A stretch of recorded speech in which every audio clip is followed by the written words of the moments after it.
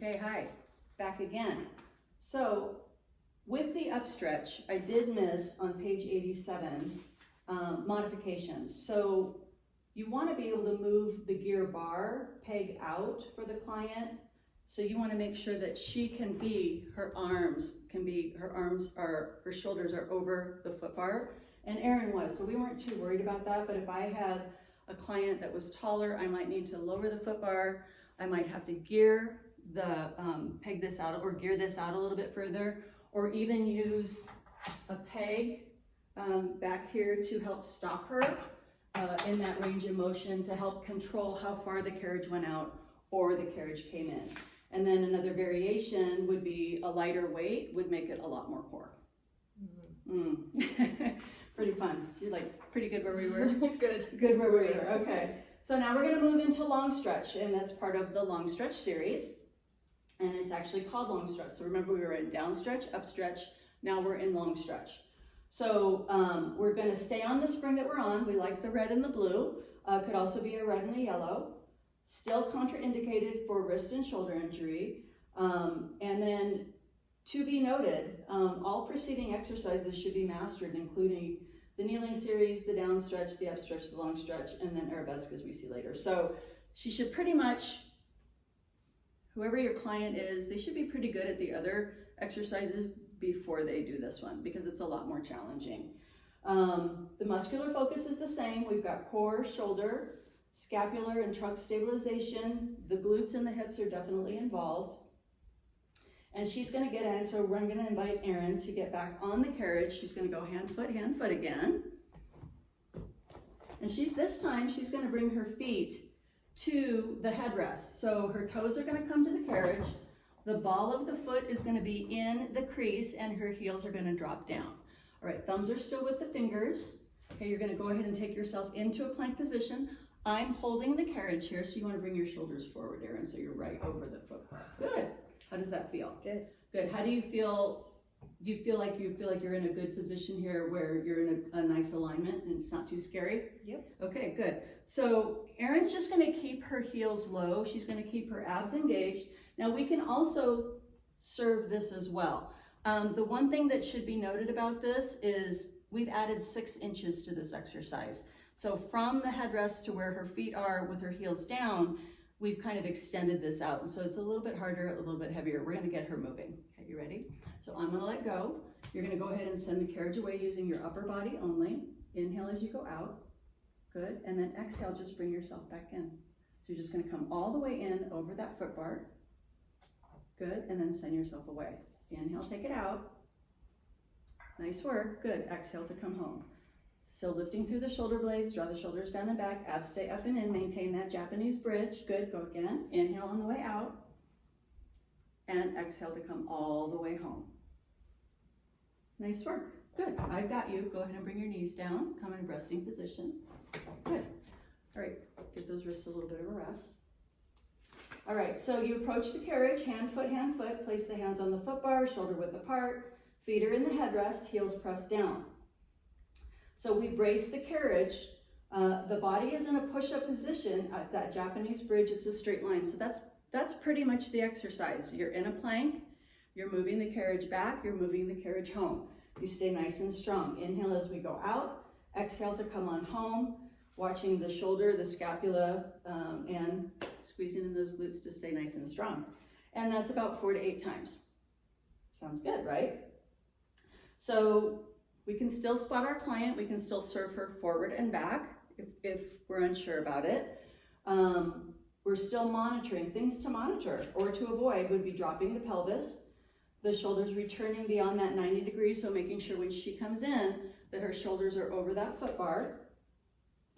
We don't want to hyperextend the elbows or the neck. Okay, so we want to make sure that she's got a slight bend in those elbows if she has hyperextension.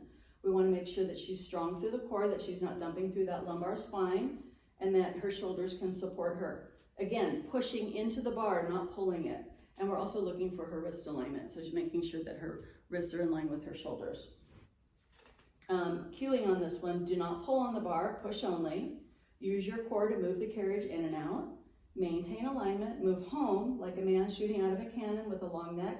Chest should be over the foot bar on your return. She's gonna keep her T-point lifted, and she's gonna lace her ribs like a Japanese bridge. She's got that slight pelvic tuck, the inner thigh connection, and we can also cue to reach through the heels.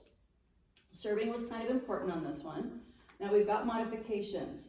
So feet against the shoulder rests gets you a little more scoop into your core. So, and again, moving the foot bar either lower or higher, moving the carriage either out or in to make sure she has that proper alignment. But let's go ahead and show with our hands on and just our feet against the shoulder rests. Same exercise, thumbs are still with the fingers.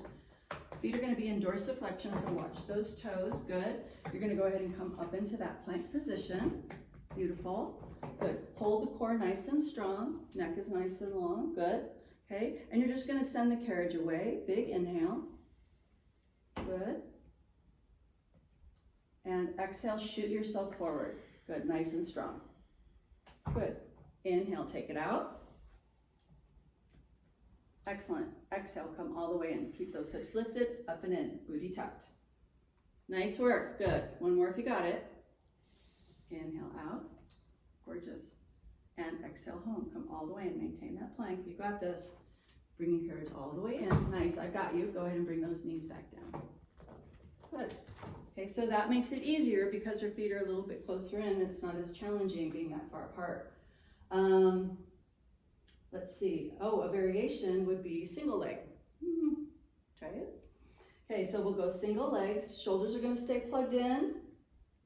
Hands are going to come back on. We're going to go ahead and take your feet. You feel confident taking your feet to the headrest? Okay, so toes are still curled under. Toes are on the carriage. The balls of the feet are in the, so the balls of the feet will be in the well there. Yep, there you go. Send those heels back. Good, all right, so now pull, make sure your shoulders are over your shoulder rest, good. And you're gonna go ahead and lift one leg up.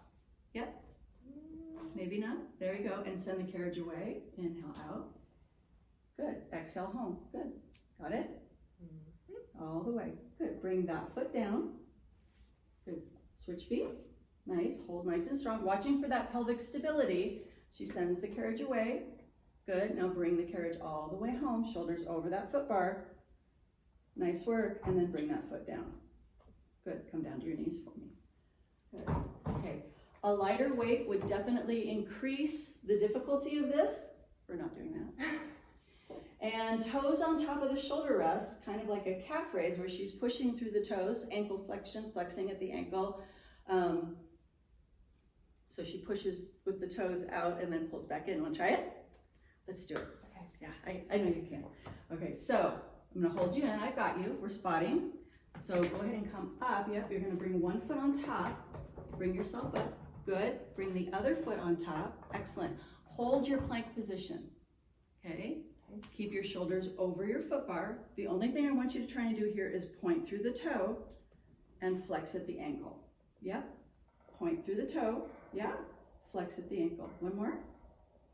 Nice work, good. And then bring one foot down, and then the other. Good, I got you, come down to your knees. Excellent, how'd that feel? Good, okay.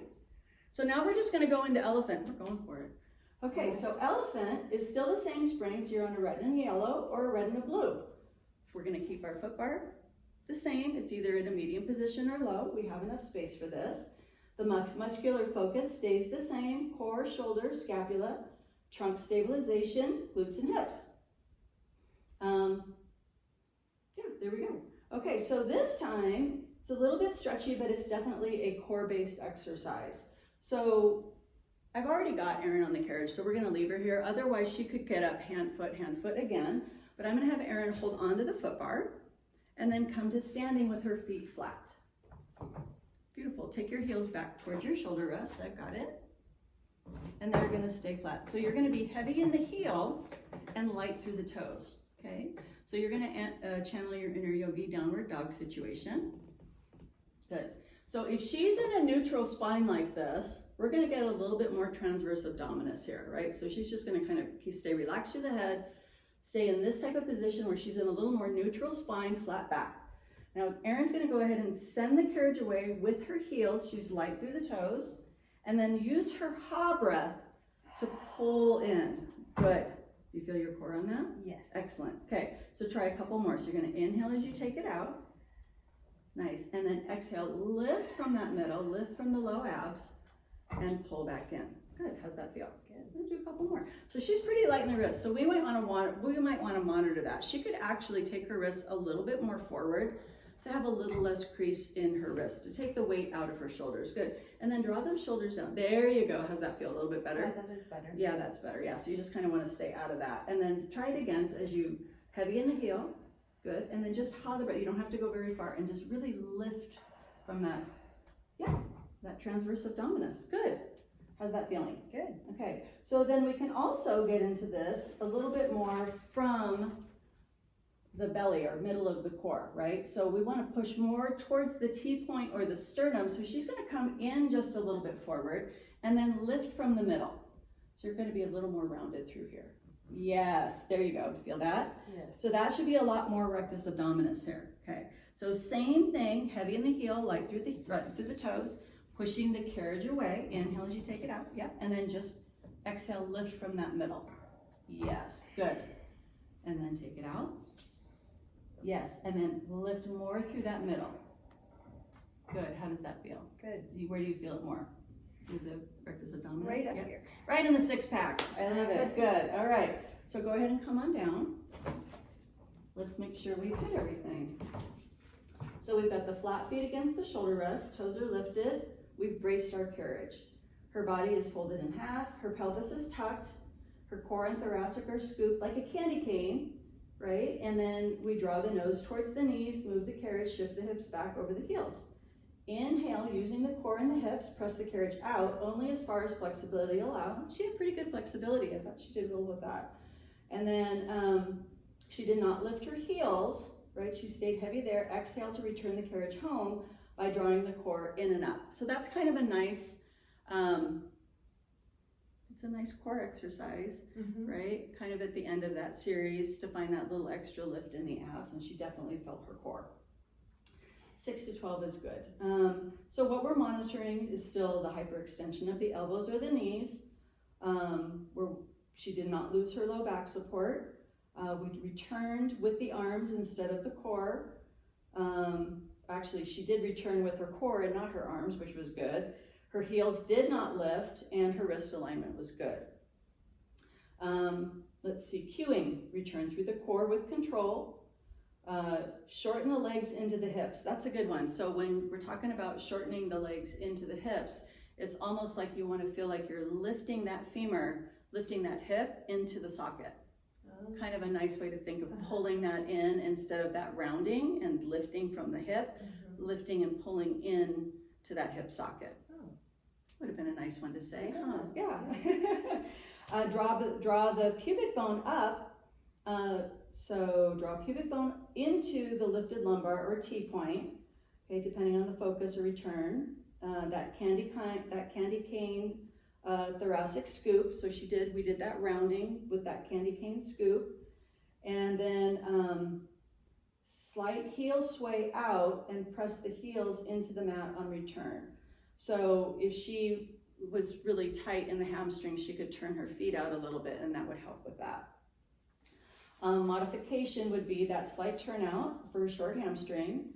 A petite client could also step forward more. So instead of Erin having her feet all the way back here, we would have them, she could step in closer on the carriage. So we could also put a moon box behind there to kind of hold her place, or a half box. Moon or a half moon box against the shoulder rest. We could heighten the foot bar to shorten up the space or give her the room that she needs to bring her in closer. A variation would be a lighter weight definitely increases the difficulty on the core, and we did show the neutral or flat back option. And the femur into that hip socket would have been a really nice cue for that. This exercise is about the core. If you don't feel it, you're not doing it correctly. And that is that. And then the next option after that would be arabesque. So thank you for helping. Thank you. I appreciate you.